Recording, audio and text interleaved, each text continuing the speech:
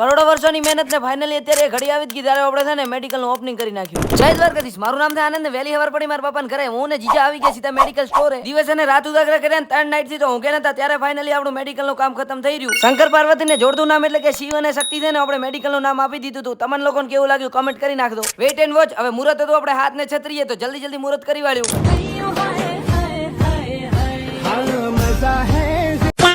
Handsome boy. Sorry ઠગ ભગત ના હાથમાં અગરબત્તી ને કામ ચોરો અત્યારે કામ કરશે. રમેશપુરી ના હાથે સાથીઓને સવા કરી નાખે ને અહીંયા આગળ તો પર્સનલ બિઝનેસ મળી ગયો તો પોચા લોકો આવવા માંડ્યા. This is Vishal Pandey. This is અમારા પોચી બાકા ચીકી બોલાવતા ગોવિંદસિંહ બાપુ. અરે બड़ा कमजोर लेग पीस से इस मुर्गी को पोलियो हो गया था क्या?